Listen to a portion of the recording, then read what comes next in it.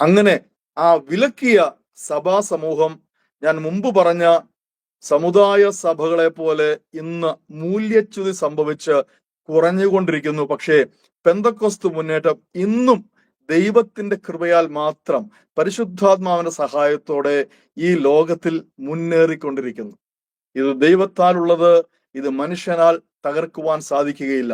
അത് തന്നെ പരിശുദ്ധാത്മാവിൽ സ്നാനം ദൈവത്താൽ ഉള്ളതാകിയാൽ ആരെല്ലാം പഠിപ്പിച്ചാലും വ്യാഖ്യാനിച്ചാലും വ്യാജമായി നിർവചിച്ചാലും ഇതിനെ തടയുവാൻ ഒരു ശക്തിക്കും ഒരു മനുഷ്യനും കഴിയുകയില്ല എന്നുള്ള യാഥാർത്ഥ്യം മനസ്സിലാക്കിക്കൊണ്ട് വേണം ഈ ക്ലാസ്സിൽ നിങ്ങൾ പങ്കെടുക്കുവാൻ. ഇനിയും നമ്മൾ പഴയ നിയമത്തിലേക്ക് ഒന്ന് കണ്ണോടിക്കുകയാണ്. കാരണം നമ്മൾ വായിച്ചല്ലോ, യോവേൽ പ്രവചനം വായിച്ചല്ലോ. അപ്പോൾ അത് അവിടെ ഒരു പദം നമ്മൾ കണ്ടെങ്കിൽ അവിടെ മേൽ എന്ന ഒരു പദമുണ്ട്.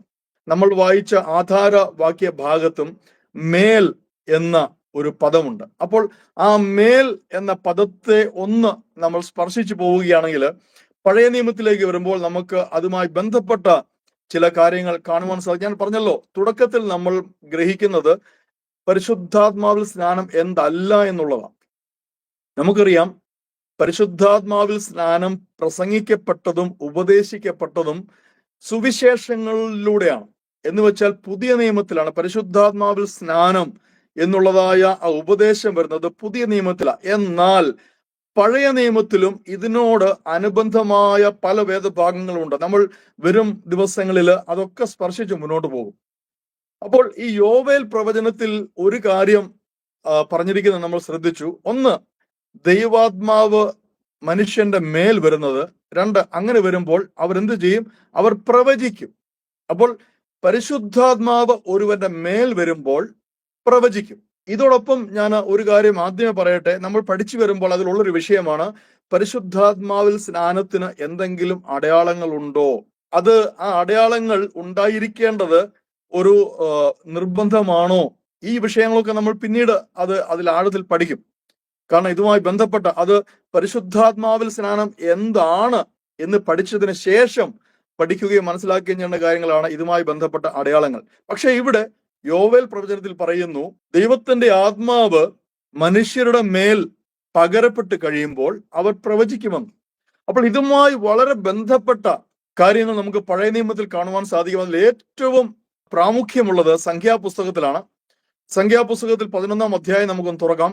അപ്പോൾ അതിന്റെ പശ്ചാത്തലം എന്താന്ന് വെച്ചാൽ, മോശയെ തന്റെ ശുശ്രൂഷകളില് വല്ലാതെ ക്ഷീണിക്കുകയാണ്. കാരണം 10-15 ലക്ഷക്കണക്കിന് ജനത്തെ മിസ്രയീമിന്റെ അടിമത്വത്തിൽ നിന്ന് ദൈവത്തിന്റെ ശക്തിയാൽ, ദൈവത്തിന്റെ അധികാരത്താൽ വീണ്ടെടുത്ത് അവരെ ചെങ്കടൽ കടത്തി മരുഭൂമിയിൽ കൊണ്ടുവന്ന് കുറച്ചു കഴിഞ്ഞപ്പോൾ മോശയ്ക്ക് മനസ്സിലാകുന്നു, ഇത് വലിയ ഭാരിച്ച ഒരു ചുമതലയാണല്ലോ, എന്നെ കൊണ്ട് ഇത് സാധിക്കുമോ? അപ്പോൾ ദൈവം അതിന് ഒരു മറുപടി കൊടുക്കുന്ന ഒരു പശ്ചാത്തലമാണ് അവിടെയുള്ളത്. ദൈവം പറയുന്നു, നിന്റെ മേലുള്ള ആത്മാവിനെ ഞാൻ എടുത്ത് 70 പേരുടെ മേൽ വെക്കും. അവർ നിന്നോടൊപ്പം ചേർന്ന് നിന്നുകൊണ്ട് ശുശ്രൂഷയിൽ നിനക്ക് അവരെ ഉപയോഗിക്കാം. അങ്ങനെ നിന്റെ ക്ഷീണമകറ്റാം എന്നുള്ള ഒരു പശ്ചാത്തലമാണ് അതിനുള്ളത്. അപ്പോൾ സംഖ്യാപുസ്തകം 11-ാം അധ്യായത്തിലേക്ക് വരുമ്പോൾ 24 മുതലുള്ള വാക്യങ്ങളിൽ ഇങ്ങനെയാ കാണുന്നത്, മോശ ദൈവത്തിൽ നിന്ന് ഇതെല്ലാം പ്രാപിച്ചു. ഇതെല്ലാം ശ്രദ്ധയോടെ കേട്ടിട്ട് പാളയത്തിലേക്ക് ചെന്നിട്ട് യഹോവയുടെ വചനങ്ങൾ മോശ ജനത്തോട് പറയുകയാണ്, നിങ്ങളുടെ കൂട്ടത്തില് ഒരു 70 മൂപ്പന്മാരെ നിങ്ങൾ തിരഞ്ഞെടുക്കുക, അവരെ കൂട്ടി കൂടാരത്തിന് ചുറ്റിലും നിർത്തണം. അപ്പോൾ അങ്ങനെ അവർ ചെയ്തു. യഥാർത്ഥത്തിൽ 68 പേരെ വന്നുള്ളൂ. 2 പേര് അവരുടെ കൂടാരത്തിൽ തന്നെ ആയിരുന്നു.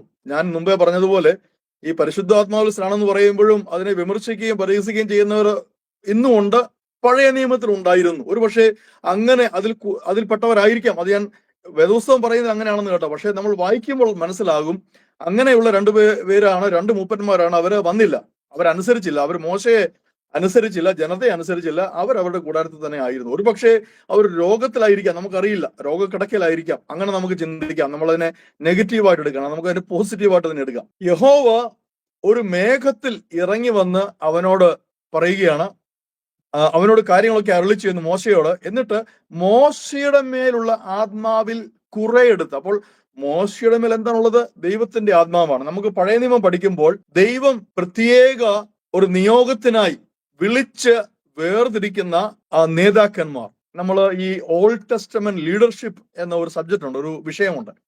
അത് ഇതിനോട് ബന്ധപ്പെട്ടതല്ല, എന്നാലും അത് പഠിക്കുമ്പോൾ നമുക്കൊരു കാര്യം അവിടെ മനസ്സിലാക്കുവാൻ സാധിക്കും. ദൈവം നേതൃത്വത്തിനായിട്ട്, തന്റെ ജനത്തെ നയിക്കുവാനായിട്ട് പലരെയും വിളിച്ച് അവരെ നേതാക്കന്മാരാക്കി വെക്കുന്നുണ്ട്. കർത്താവ് വിളിക്കുന്നത്, ദൈവം വിളിക്കുന്നത് ഒന്നിനും കൊള്ളാത്തവരെയാ. കാരണം വലിയ ബുദ്ധി രാക്ഷസന്മാരെയോ പണ്ഡിതന്മാരെയോ വിവിധ ഭാഷകൾ സംസാരിക്കാൻ അറിയാവുന്ന പണ്ഡിതന്മാരെ ഒന്നുമല്ല കർത്താവ് വിളിക്കുന്നത്. കർത്താവ് വിളിക്കുന്നത് വെറും സാധാരണക്കാരെ, അതും കുറച്ചുകൂടെ സൂക്ഷിച്ചു നോക്കിയാൽ സമൂഹത്തിലെ ഏറ്റവും താണ നിലയിൽ ജീവിക്കുന്ന ഇടയന്മാരെയാണ്. ഇടയ ശുശ്രൂഷ ചെയ്തുകൊണ്ടിരിക്കുന്നവരെയാണ് ചിലരെ കർത്താവ് തന്റെ ജനത്തെ നയിക്കുവാനായിട്ട് തിരഞ്ഞെടുത്തത്. അപ്പോൾ അവർ ദൈവസന്നിധിയിൽ താണു വീണ് എന്നെ കൊണ്ടൊന്നും കഴിയില്ലല്ലോ, ഞാൻ എന്താ കർത്താവ്, ഞാൻ എന്തുള്ളൂ എന്നൊക്കെ പറയുമ്പോൾ ദൈവം എന്ത് ചെയ്യും? ദൈവത്തിന്റെ ആത്മാവ് അഥവാ പരിശുദ്ധാത്മാവ് അവരുടെ മേൽ വെക്കും. അവരുടെ മേൽ ആവസിച്ചിരിക്കുന്നതായ പരിശുദ്ധാത്മാവ് ആ ഒരു പ്രത്യേക നിയോഗത്തിൽ അവർ പോലും അറിയാത്ത വഴികളിലൂടെ അവരെ നയിക്കും. അവരെ നയിച്ച് അവർ ദൈവജനത്തെ നയിക്കും. അപ്പോൾ ഈ മോശ 40 വർഷം ജനത്തെ മരുഭൂമിയിൽ നയിച്ചുവെങ്കിൽ മോശ അല്ല യഥാർത്ഥത്തിൽ ജനത്തെ നയിച്ചത്, മോശയുടെ മേലുള്ള ദൈവാത്മാവ.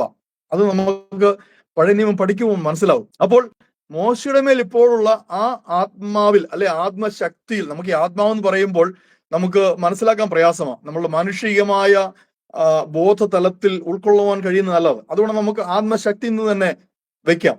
മോശയുടെ മേലുള്ളതായ ആ ആത്മീയ ശക്തി, ആത്മീയ അധികാരം, അല്ലെ ആത്മീയമായ കൃപ, അല്ലെങ്കിൽ ആ കഴിവ്, അതിൽ നിന്ന് കുറച്ചു മാത്രം എടുത്ത് ഈ 70 പേരിൽ ഓരോരുത്തരുടെ മേൽ ദൈവം വെച്ചപ്പോൾ എന്ത് ചെയ്തെന്ന് അറിയാമോ? അവർ പ്രവചിക്കുവാൻ തുടങ്ങി. അവിടെ കൂടിയിരുന്ന 68 പേർ മാത്രമല്ല, ഞങ്ങൾ വരുന്നില്ല എന്ന് പറഞ്ഞ് പാളയത്തിലിരുന്ന 2 പേരുണ്ട്, അവരുടെ മേലും. ഇത് ദൈവത്തിന്റെ വിളിയാണ് കേട്ടോ. ദൈവം ഒരുത്തനെ വിളിച്ചാൽ ആ വിളിച്ചവനെ ദൈവം വെറുതെ വിളിക്കുകയല്ല, ദൈവം ചില പദ്ധതികൾ കണ്ടുകൊണ്ട് ഒരുത്തനെ വിളിക്കുന്നത്. അപ്പോൾ അവരുടെ മേലും ആ നിയോഗം വന്നിരിക്കും. അവരും പ്രവചിച്ചു. ഇവിടെ ഒരു കാര്യം മനസ്സിലായല്ലോ, ദൈവാത്മാവ് ഒരുവന്റെ മേൽ വന്നു, അവൻ പ്രവചിച്ചു, അതിനുശേഷം പ്രവചിച്ചില്ല. അപ്പോൾ ഇവിടെ പ്രവചിച്ചതായ ആ പ്രവചനം ഒരു അടയാളമാണ്. ആർക്കുള്ള അടയാളമാണ്? മോശയ്ക്കും അവിടെ കൂടിയിരിക്കുന്ന ജനത്തിനുമുള്ള അടയാളമാണ്. അപ്പോൾ തീർച്ചയായിട്ടും ആത്മാവ് പഴയ നിയമത്തിൽ ഒരുവന്റെ മേൽ വന്നപ്പോൾ അവിടെ കൂടി നിന്നവർക്ക് വ്യക്തമായി കാണുവാനും കേൾക്കുവാനും കഴിയുന്ന വിധത്തിൽ അവിടെ ചില സംഭവങ്ങൾ നടന്നു. ഞാൻ ഒരു കാര്യം പറയട്ടെ, ഇത് നമ്മൾ പഠിക്കുന്ന പരിശുദ്ധാത്മാവിൽ സ്നാനം അല്ല, അതുമായി ബന്ധപ്പെട്ട ഒരു കാര്യമാണ്. അതിന്റെ ഒരു നിഴലാണെന്ന് നമുക്ക് പറയാം. പഴയ നിയമത്തിലെ അതിന്റെ ഒരു നിഴലാണിത്. യോവേൽ പ്രവചനം പഠിക്കുമ്പോൾ പഴയ നിയമത്തിൽ അതിന്റെ ഒരു നിഴലാണിത്. ഇവിടെ ഞാൻ എന്തുകൊണ്ടാണ് ഇത് പറഞ്ഞത്? പരിശുദ്ധാത്മാവ് ഒരുവന്റെ മേൽ, ഞാൻ ആ മേലെന്നുള്ള പദം എടുക്കുകയാണ്. ഒത്തിരി വാക്യങ്ങളുണ്ട് കേട്ടോ, നമുക്ക് ധാരാളം വാക്യങ്ങൾ, അതിനുള്ള സമയമില്ല. ഏറ്റവും പ്രധാനപ്പെട്ട വാക്യങ്ങൾ മാത്രം എടുത്തു പോവുകയാണ്. നമ്മൾ ന്യായാധിപന്മാരുടെ പുസ്തകത്തിലേക്ക് വരുമ്പോൾ, ഈ ന്യായാധിപന്മാരെന്ന് പറയുന്നതും ദൈവം തിരഞ്ഞെടുത്ത നേതാക്കന്മാരാണ് കേട്ടോ, നിങ്ങൾ അറിഞ്ഞിരിക്കണം. കാരണം മോശയെ ദൈവം തിരഞ്ഞെടുത്തു, പരിശീലിപ്പിച്ചു, അവന്റെ മേൽ ദൈവത്തിന്റെ ആത്മാവിനെ വെച്ചു, മോശയെ കൊണ്ട് ജനത്തെ കർത്താവ് വിടുവിച്ചു കൊണ്ടുവന്നു. എന്നാൽ മോശ ഒരു ചെറിയ തെറ്റെന്ന് പറയാൻ പറ്റില്ല, ദൈവത്തിന്റെ മുമ്പാകെ ഏറ്റവും വലിയ തെറ്റ്, ദൈവത്തോട് മത്സരിച്ചു, അല്ലെങ്കിൽ കോപിച്ചു. ദൈവത്തോട് കോപിക്കുക ജനത്തിന് മുമ്പാകെ വെച്ച് ചെയ്തപ്പോൾ മോശയെ വാഗ്ദത്ത ഭൂമിയിലേക്ക് വിടാതെ മോശയുടെ സമയം അവിടെ അവസാനിപ്പിക്കുകയാണ്. അവിടെ അവസാനിക്കുന്നതിന് മുമ്പേ മോശയോട് കർത്താവ് പറയുകയാണ്, നിന്റെ കരം ജോഷുവയുടെ മുകൾ വെച്ചിട്ട് അവനെ അടുത്ത നേതാവായിട്ട് നീ അഭിഷേകം ചെയ്യണം. അപ്പോൾ മോശ ദൈവം പറഞ്ഞതുപോലെ ചെയ്യുന്നു. അപ്പോൾ ഓർത്തു നോക്കുക, ആ നിമിഷം മോശയുടെ മേലുള്ള ദൈവത്തിന്റെ ആത്മാവ് ആരിലേക്ക് മാറുകയാണ്? പകരുകയാണ്, ജോഷുവയുടെ മേലേക്ക് പകരുക. പക്ഷെ ജോഷുവ അവിടെ പ്രത്യേക അടയാളങ്ങളൊന്നും കാണിക്കുന്നില്ല. ജോഷുവ ഒരു കാര്യം ചെയ്യുന്നുണ്ട്. ജോഷുവ ഏറ്റവും നല്ല, ചരിത്രത്തിലെ ഏറ്റവും നല്ല ഒരു നേതാവായിട്ടാണ് നമ്മൾ കാണുന്നത്. എന്ന് വെച്ചാൽ വിജയം മാത്രം കൊയ്യുന്ന ഒരു നേതാവായിട്ട്. അപ്പോൾ ജോഷുവയുടെ മേലുണ്ടായ അടയാളം എന്താണ്? വിജയം, യുദ്ധങ്ങളിൽ വിജയം. ഒരു യുദ്ധവീരനായിട്ടാണ്. യുദ്ധം പഠിച്ചവനല്ല കേട്ടോ, പട്ടാളത്തിൽ ചേർന്ന് പഠിച്ച വ്യക്തിയല്ല, കണ്ടു പഠിച്ചതുള്ള കാര്യങ്ങളൊക്കെ. പക്ഷേ ദൈവാത്മാവ് യോശുവയുടെ മേൽ വന്നപ്പോൾ യോശുവ ഒരു യുദ്ധവീരനായി തീർന്നു. 2, ഒരു നല്ല നേതാവായി തീർന്നു. ആ നേതാവാണ് ഇസ്രായേൽ മക്കൾക്ക് ദേശത്തെ പങ്കിട്ട് കൊടുക്കുന്നത്. ആർക്കും ഒരു പരാതിയുമില്ല. നോക്കിയേ, എല്ലാവരുടെയും പരാതികൾ പരിഹരിച്ചുകൊണ്ട് ഇസ്രായേൽ മക്കൾക്ക് സമാധാനം കൊടുത്തുകൊണ്ട് വളരെ നന്നായിട്ട് അവരെ ഭരിച്ച് അവരെ നയിച്ച ഒരു നേതാവിനെയാണ് യോശുവയിൽ നമുക്ക് കാണുന്നത്. ഇതും ദൈവാത്മാവ് യോശുവയുടെ മേൽ വസിച്ചതുകൊണ്ടാണ്. നമ്മൾ മുമ്പോട്ട് വരുമ്പോൾ യോശുവയുടെ ശേഷം ഇസ്രായേൽ മക്കൾക്ക് നേതാവില്ലാത്ത ഒരു കാലയളവ് വരികയാണ്. ഇങ്ങനെ എഴുതപ്പെട്ടിരിക്കുന്ന അവർക്ക് രാജാവില്ലായിരുന്നു, ഓരോരുത്തൻ താന്താങ്ങൾക്ക് ബോധിച്ചതുപോലെ നടന്നു. പക്ഷേ ഇടയ്ക്കൊക്കെ എന്ത് സംഭവിച്ചു? അവരുടെ സ്വഭാവ വിശേഷം കാരണം ദൈവം അവരെ ചുറ്റുപാടുമുള്ള ജാതീയ രാജാക്കന്മാരെ ഏൽപ്പിച്ചു കൊടുത്തു. അവിടെ പ്രയാസമുണ്ടാകുമ്പോൾ ഇവർ ദൈവത്തോട് കരയും. അപ്പോൾ ദൈവം എന്ത് ചെയ്യും? ഒരു ന്യായാധിപനെ അവർക്ക് വേണ്ടി എഴുന്നേൽപ്പിക്കും. അങ്ങനെ ഒരു ന്യായാധിപനെ നമുക്ക് കാണുവാൻ സാധിക്കും 3-ാം അധ്യായത്തില്. ന്യായാധിപന്മാരുടെ പുസ്തകം 3-ാം അധ്യായത്തിലേക്ക് വരുമ്പോൾ ഒരു നല്ല നായകനെ നമുക്ക് കാണുവാൻ സാധിക്കും. അവിടെ 9 ദേവദാസം ഒന്ന് വായിക്കാമോ? ന്യായാധിപന്മാരുടെ പുസ്തകം 3-ാം അധ്യായം 9 മുതൽ 11 വരെയുള്ള വാക്യങ്ങൾ. ന്യായാധിപന്മാർ, ജഡ്ജസ് 3 വേഴ്സ് 9 to 11. എന്നാൽ ഇസ്രായേൽ മക്കൾ യഹോവയോട് നിലവിളിച്ചപ്പോൾ യഹോവ കാലേബിന്റെ അനുജനായ കെനസിന്റെ മകൻ ഒത്നിയേലിനെ ഇസ്രായേൽ മക്കൾക്ക് രക്ഷകനായി എഴുന്നേൽപ്പിച്ചു. അവൻ അവരെ രക്ഷിച്ചു. അവന്റെ മേൽ യഹോവയുടെ ആത്മാവ് വന്നു. അവൻ ഇസ്രായേലിന് ന്യായാധിപനായി യുദ്ധത്തിന് പുറപ്പെട്ടാറേ യഹോവ മെസപ്പൊട്ടോമിയിലെ രാജാവായ കൂശൻ റിശാദീമിനെ അവന്റെ കയ്യിൽ ഏൽപ്പിച്ചു. അങ്ങനെ കൂശൻ രീശാദായീമിനെ ജയിച്ചു. ദേശത്ത് 40 സംവത്സരം സ്വസ്ഥതയുണ്ടായി. കെനസിന്റെ മകനായ ഒത്നിയേൽ മരിച്ച ശേഷം ഇസ്രായേൽ മക്കൾ വീണ്ടും യഹോവയ്ക്ക് അനിഷ്ടമായത് ചെയ്തു.